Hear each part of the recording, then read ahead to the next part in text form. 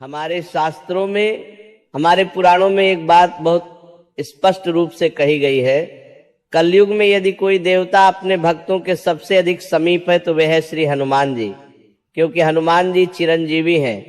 और चिरंजीवी होने का अर्थ केवल इतना नहीं कि वे आज भी विद्यमान है, उसका अर्थ ये है कि वे आज भी अपने भक्तों के कष्ट को वैसे ही देखते हैं जैसे त्रेता युग में देखते थे। हनुमान जी ऐसे देवता हैं जो अपने भक्तों का दोहाग देखा नहीं जाता। भक्त रोता है और संकट मोचक पहले पहुंच जाते हैं। अब प्रश्न यह है, हनुमान जी तक पहुंचा कैसे जाए? शास्त्र कहते हैं कोई कठिन साधना नहीं, कोई भारी नियम नहीं, कोई दिखावा नहीं, बस एक ही मार्ग है, श्री हनुमान चालीसा। यदि कोई व्यक्ति सच्चे मन से, श्रद्धा से, विश्वास से हनुमान चालीसा का नित्य पाठ करता है तो उसके जीवन में कुछ घटनाएं घटित होती हैं। ये घटनाएं बाहर से चमत्कार लग सकती हैं, लेकिन वास्तव में यह अंतःकरण की यात्रा होती है। अब ध्यान से सुनिए। पहली अनुभूति, जब कोई साधक प्रतिदिन श्रद्धा से हनुमान चालीसा पढ़ने लगता है तो कुछ समय बाद से कहो, हनुमान चालीसा का नित्य पाठ आपको स्वतः श्री राम नाम की ओर ले जाता है, और जहां राम नाम है वहां जीवन का मार्ग अपने आप सीधा हो जाता है। ऐसा साधक भटकता नहीं, डगमगाता नहीं।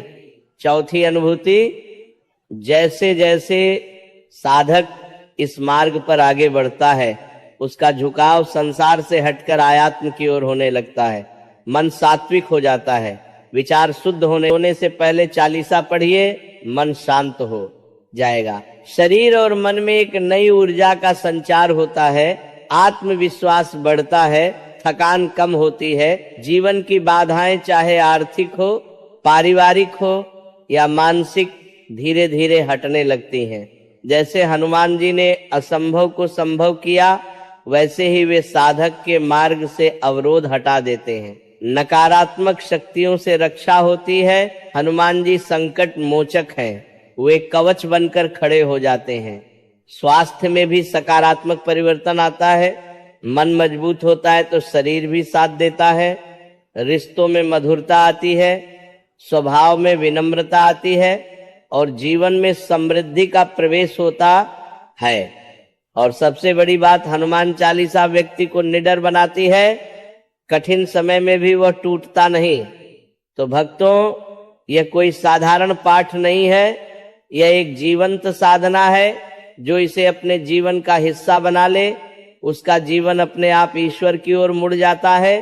थी अब वे आपको हिला नहीं पाती। जो लोग पहले आपको दुख पहुंचा देते थे, अब वे आपकी शांति को नहीं छीन पाते।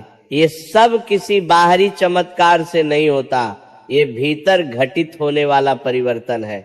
हनुमान जी का सबसे बड़ा वरदान यही है, वे अपने भक्त को अंदर से मजबूत बना देते हैं। और जब मन मजबूत हो जाता है तो परिस्थिति अपने आप छोटी लगने लगती है। भक्तों, हनुमान जी बल के देवता हैं, लेकिन वह बल केवल शरीर का नहीं है, वह बल है संयम का, सेवा का और विश्वास का। हनुमान जी ने कभी अपने लिए कुछ नहीं मांगा, उन्होंने जो भी किया श्री राम के लिए किया। और यही भाव जब भक्त के जीवन में उतरता है तो उसका जीवन साधारण नहीं रहता। वह व्यक्ति जहां भी होता है वहां एक सकारात्मक तरंग फैल जाती है। लोग उसके पास बैठकर हल्का महसूस करते हैं, क्योंकि उसके भीतर हनुमान जी की ऊर्जा काम कर रही होती है। अब एक बहुत गुण बात सुनिए। हनुमान चालीसा का नियमित पाठ आपको धीरे धीरे मौन की ओर ले जाता है। आप कम बोलानी, जय राधा रानी, जय राधा रानी, जय राधा रानी।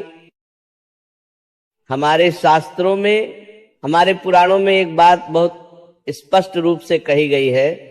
कलयुग में यदि कोई देवता अपने भक्तों के सबसे अधिक समीप है तो वह है श्री हनुमान जी, क्योंकि हनुमान जी चिरंजीवी हैं।